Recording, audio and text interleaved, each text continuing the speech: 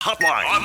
I-check natin kay Sir John Marie Vargas anong report nila nung natipon may ara balas ang mga preemptive evacuation gipatigayon. Sir John, how are you? Good morning. Hello, Art. Medyo Toyo, good morning. Salamat gid na pulaw-pulaw gid gabi grabing bubuos ang ulan sir siling ko daw may bagyo gabi ba? Well, actually, kwan mo lang to eh. Amo to lang iyang daw share line. Pero hasta subong pa ni Art kay gamay kasulod bagay nga daw madabol-dabol nga galom. Posible basi aron naman sa ugto. Gahapon, posible ara tagyapon.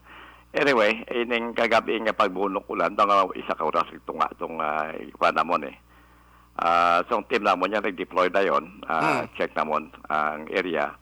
Ang naging problema lang kay ng kagahon is that ining barangay 39. Kaya daw sobra pa lang 15 to na verify nila ka pamilya. Pero may masaka maguro na kay amo na nang napangwa sa kilid.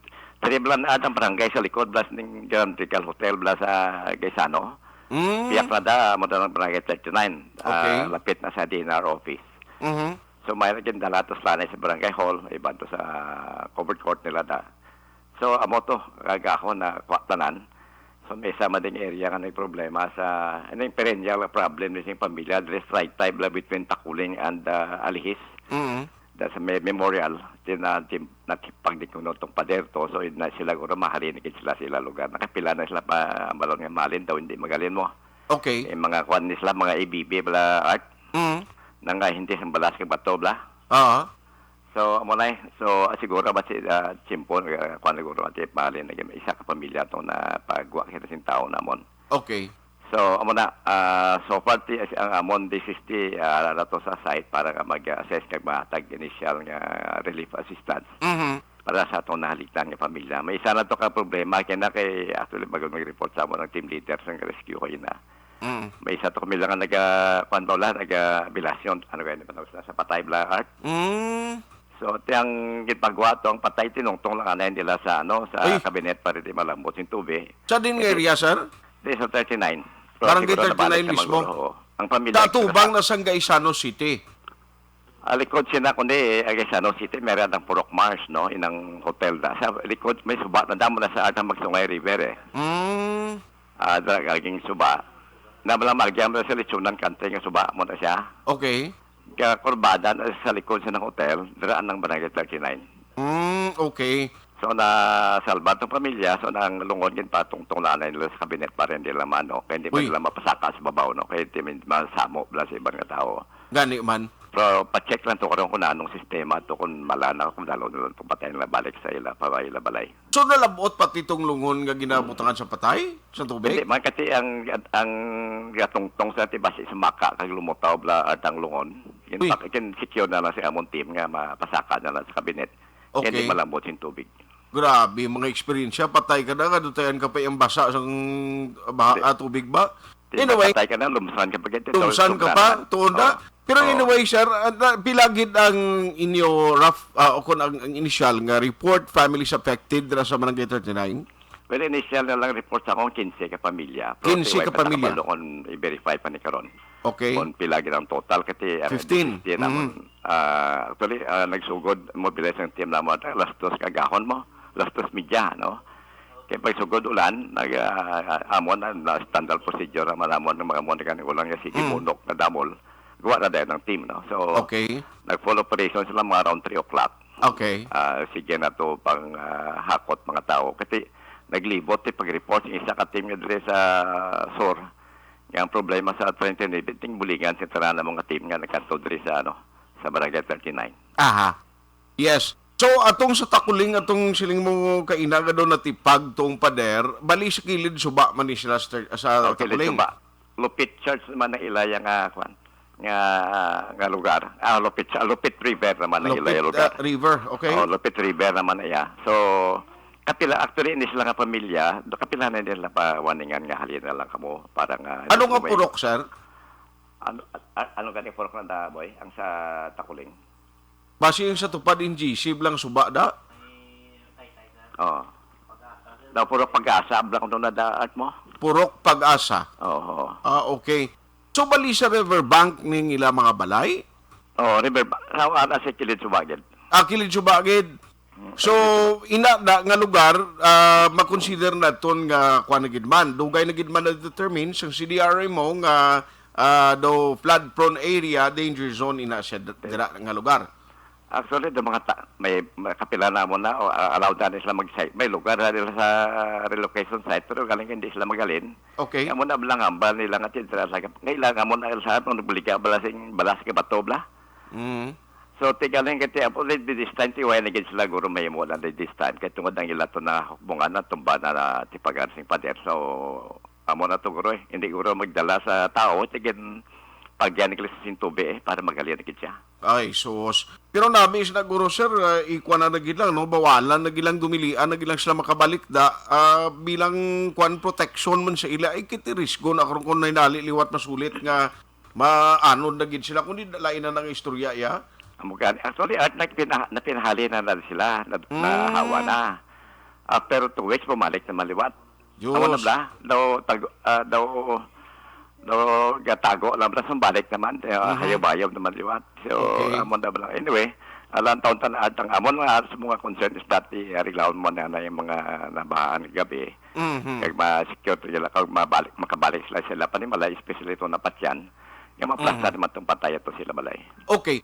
So, bali, all in all, kung pila ni sila ya sir, pamilya man na sa Takuling? Hindi, napatyan. Trin sila sa 39. 39 sila yung napatyan. Sa 39 to atong daw damo nga families, Pamilya, 15. Oo. Andito ya daw mga individuals na to silid isa sa lang ba? itong pamilya. Isa lang.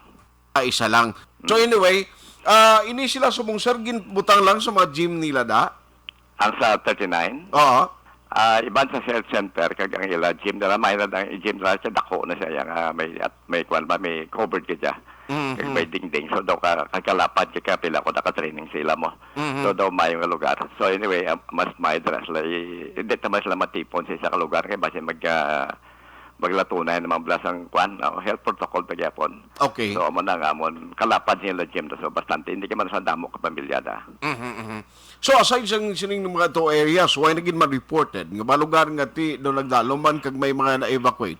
Wala na so far kaya ang north namon ang Mambulok way kaya libre ang pati SM gani nga kagahon although may man tao ay kaya nagdalo mang tubya.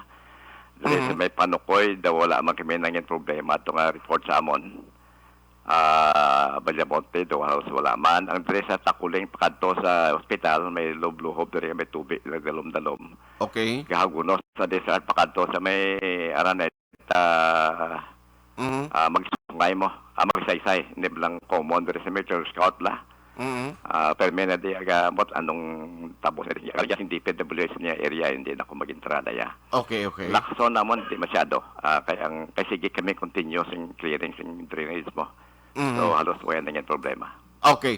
So anyway, dira sa area mo singkang dak musta? At way po ko at kagwa, no? Kaya ang team namon, bago lang di kami nakita sa Balayman.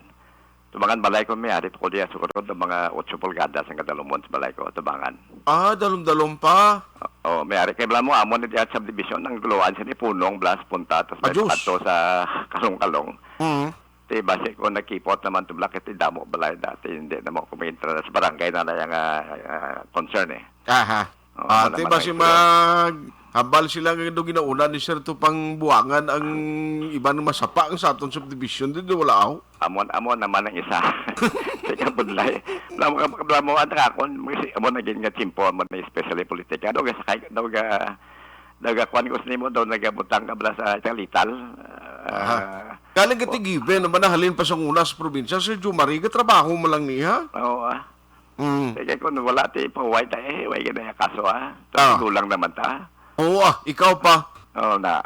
Anyway, ang siling mo kay na you did mention a while ago nga ang ginabantayan nyo within today nga basi may ara pa liwat pagtupa sa ulan. Base sa hapon at kay unless otherwise magliwat ang tiyempo kasi aga pagkuha ko sing kaya kami kada oras yung monitoring.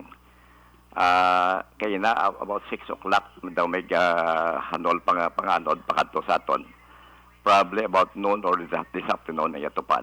Depende na kung mahuyap sa ngangin todo kung mag-nipis siya kung sa magtupa ulan damol. Okay. So kung hindi sa magliwat, basi posible ulan no liwat sa hapon. Aha. Panapiyo.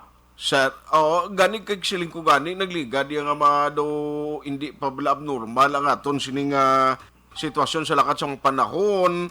Mga amo nga tiyempo dapat sir ara na kita sa transition period pagkadto sa summer season tani mo. Galing sa amon, sa research namon, di art, ang base short summer kita subong kay ang ulan daw hindi na sakto. Uy, Daw short summer ta, malaman-laman base ulan, no? Ina kung hindi magliwat. Kaya Aha. nga kung research yung nagligad para binulan daw ang ulan daw posible kauno niya ng summer season. Pero hindi man ni do bag. Uno kasi may mga tiyempo masing una sa cut short ang aton summer season no tigilin. Oo, sakto na. Okay, Magsimula Santa galing ulan eh. Aha. Kung sa bagay, when man nakasok, iti when maguro prosesyon o kumiyara, agad man, hindi na man guro namin problema. Gani man. Anyway, kumusta ang aton sining declogging operation? Sige ni Gapon. Sige, kami nga po niya, Art. Ang last na mo ito na imo, itong Banago. Blama itong Banago kayo na at least magbuno ko lang kayo na kagahon. Okay. Napadaluma na namon to. So, dalayo ng tubig. Alin to sa bata. Puslog pa dagat na. So, Okay, amot okay. isang atin na yung agaw namon sa isa kasimana. So, at least mayo yung kwan niya. Aha. Ang pagpangutod kahoy, sir, ang proning ninyo, sige ni, sa yung target nga matapos, kapin pa mga iswilaan daw sentro, subong? Ang eskulahan daw halos natapos. May isa pa kami itong balay sa Alangilan, bala to siya. Doon pa kanya isa to ka balay. Daw uli siya, report ka daw kalayo, guro siya. Nakapaglibot to sing grupo, nagreklamo sila kay Mayor Bing. So, amo to, tawag kay Mayor Bing kung pwede. Kitiway na ma-report sa amon eh. Pagkatuan naman ako nga sambag nga tupas balay niya. So, amo ng operasyon na naman bas ito subong adlaw. Okay. So anyway, kuan lang guro, imo sini advisory to the public, especially sa mga lugar nga flood-prone areas or danger zone because sa sining ginamonitor natin nga posible pagtupas ng ulan this afternoon. Well, wala na ito. Wala ko check to lang ang sitwasyon na to ng panahon. Kung may problema, report lang tayo sa amon ay tawag or nearest police station na barangay official kay barangay kay aware naman sa amon set up. Sila mismo makatawag sa amon kay makaresponde kami. Okay. Pero gaya lang kami na tuta nga chimpok yung tao na mo nalinising kagabi sa subukay pa nitulog mo. Ahay. Patulogan na sila masin na wala ka oras. Ayos. Timing na nasa udok, ano ma-update ako sa imo, sir. Sige. Salamat, Gid. Okay. Salamat. Okay. Sir John Marie Vargas, may affected families, Barangay 39, mga more or less 15 families na. As to kung pilang translation into the numbers, ang total numbers ang individual, ibaloon talang nagkaroon ng data sa taga Barangay 39 or sa talatapan sang DSSD. May isa man kapamilya sa Purok Pag-asa, Dras Takuling, Action JM, tultulan mo ng pag-asa, kaya daw ay nano man nga taga-Takuling niya nga, Takuling Court lang na balaan mo yatoy. Din Takuling, no, Purok Pag-asa, i-check talang nagkaroon na, no, kay Kapitan Liga ng Barangay President, Councilor Lady Glis Gonzales, kung nano ang hatag nila nga bulig, sining isang kapamilya, doon ako na kuno sang pader, yung ginatinira nila, kay ang ila palang abuyan, doon sa balas kag bato, lang inang nagakuha kang nagabaligya, tindo na tong ban, pader. Action Hotline. Kaya mo na, halong gid kita ang isa ka advisory ni Sir John Marie Vargas, halong kita kay kung wala sang changes, wala sang pagkambyo, ang forecast nila, kung hindi paguyupon sang hangin ang subong, nagamat-amat develop kag nagatipon, ang galom sa kalangitan, posible magadala ini sang patupa sang ulan this afternoon. Action Hotline.